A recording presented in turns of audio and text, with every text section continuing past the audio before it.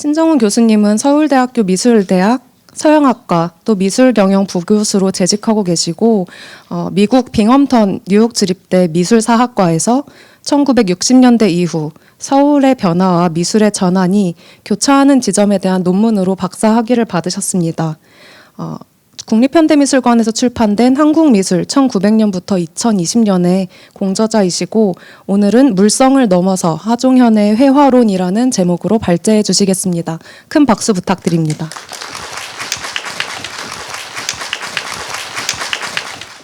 예, 안녕하세요. 신정훈입니다. 반갑습니다.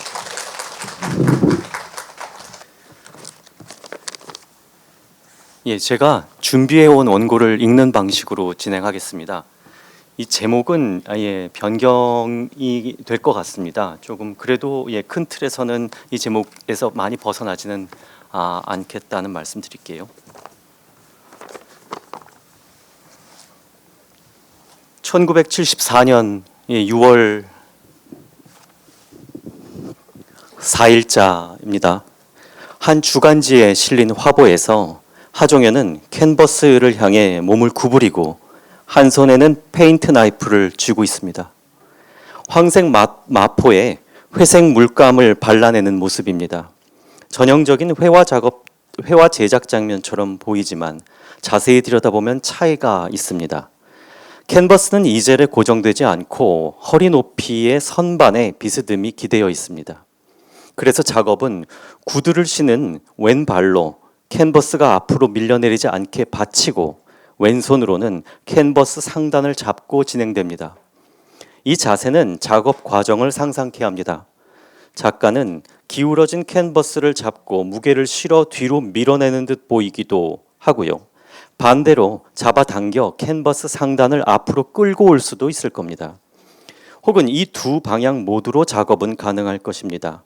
만약에 전자라면 엄지로 마대 표면을 위로 올리면서 캔버스를 뒤로 밀어내 마포를 더욱 팽팽하게 만들 수도 있을 것이고, 후자라면 캔버스를 몸쪽으로 끌어당기면서 오른손으로 쥔 나이프가 물감을 밀어내는 힘을 더욱더 강하게 만들 수도 있을 겁니다. 그 어느 쪽이든 고정되어 있지 않은 캔버스를 발로 받치고 팔로 밀고 당기면서 작업은 진행될 것입니다. 이런 제작 방식은 1972년 촬영된 김환기의 것과 대조를 이룹니다.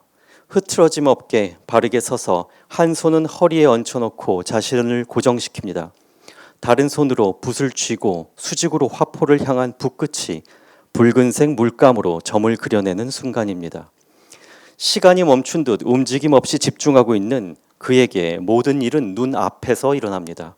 반면 하종현에게 작업은 실제 시간 속에서 온몸을 사용해서 캔버스 뒤에서 일어나고 앞으로 벌어집니다. 화보 속 하종현이 마주한 화면은 며칠 뒤에 공식적인 뒷면이 될 것입니다.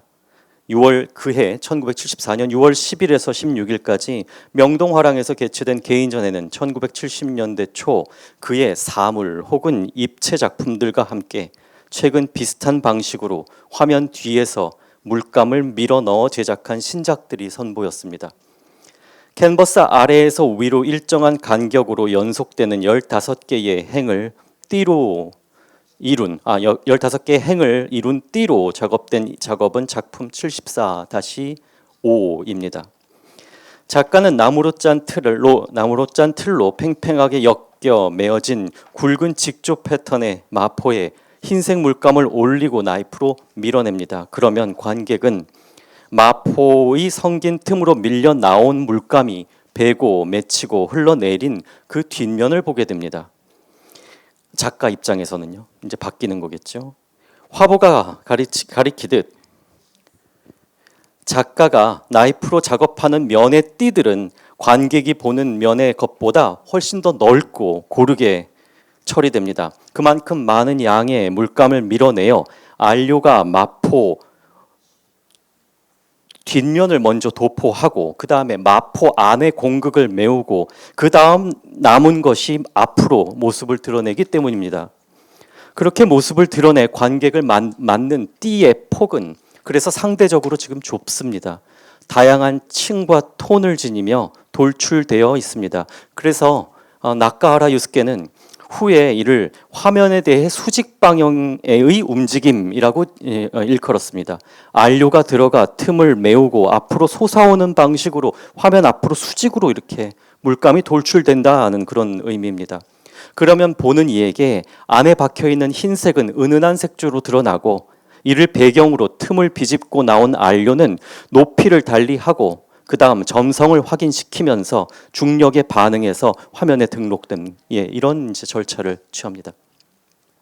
하종현의 작품에서 보여지는 것은 작품을 구성하는 여러 물리적인 것들이 각각의 자신의 성질을 주장하며 이뤄낸 결과입니다. 안료는 스며들고 번지고 틈을 채워 솟아올라 흘러내리고 마대는 안료를 붙잡고 머금고 틈으로 통과시킵니다. 그러면 중력이 이 물감을 받아내 흘러내림을 화면에 등록시킵니다. 하정현 또한 자신의 구상대로 그려내는 어떤 전제적인 힘을 갖는 작가가 아니라 압력을 가해 물감을 밀어넣는 힘으로만 작용할 뿐입니다. 이처럼 물리학을 충실하게 따르는 그의 미술이 물성, 물질, 물질성 등의 말로 설명되는 일은 매우 당연할 할 것입니다. 실제로 그의 작품은 많은 분들에 의해서 물성의 현시, 물감과 마대라는 물질들이 자아내는 표정, 물질성의 표면, 물성의 세계와 같은 식으로 설명되어 왔습니다. 하종현 스스로도 자신의 작품이 마대와 물감이라는 극히 제한된 두 물질의 만남이다라고 묘사합니다. 이와 같은 묘사와 설명은 반복해서 강조될 필요가 있습니다. 왜냐하면 물성, 물질, 물질성 같은 그런 어휘들은 1970년대 한국 미술의 전반적인 지향으로 논의되곤 하지만 하종현만큼 그 지향을 발본적이고 치밀하게 추구한 경우는 드물기 때문입니다. 1970년대 한국 미술을 설명하곤 하는 물성, 물질, 물질성은 흔히 가공하지 않은 재료나 날것의 사물로 제시된 작품에 종종 붙여지곤 합니다. 이 물질주의적 지향을 정교하게 이론화했던 그리고 소개했던 이우환에 따르면 관건은 재료나 대상의 증물성이라기보다는 작가의 에이전시의 축소입니다. 작가가 할 수 있는 일들이 적어져야 되는 것이겠죠. 그 이유는 인간이 자신의 이해와 목적에 따라 세계를 표상으로 대체하여 그 속에 갇혀 인간이 살게 되었고, 그러니까 실제의 참 현실 혹은 참 세계로부터 소외되어 버렸습니다. 미술도 그와 같은 인간 중심적인 근대의 패러다임 속에서 작가의 구상에 따라 재료나 매체를 조작해 왔습니다. 따라서 근대를 넘어서는 지금의 미술은 바로 작가의 구상을 재료나 물질에 부과하길 멈추고 그것들이 스스로 드러내 이 세계를 허용하는 그런 매개물이 되어야 된다. 이것이 이제 이우환 선생의 주요한 이론이었습니다. 인간 중심주의의 극복을 통한 물질 혹은 재료의 드러남은 하종현에게 있어서 1970년대의 70년대로의 전환기로 거슬러 올라갑니다. 1970년 5월 에이지 1회전에 하종현이 거울을 활용한 작품을 출품했음은 의미심장합니다. 이 거울이라는 재료는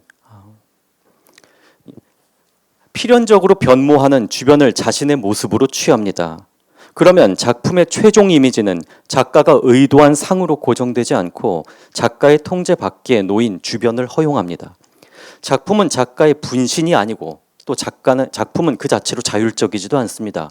대신 외부를 받아들여 주변과 소통하며 스스로 변신합니다. 이와 같은 환경적인 지향은 하종현만의 관심은 아니었습니다.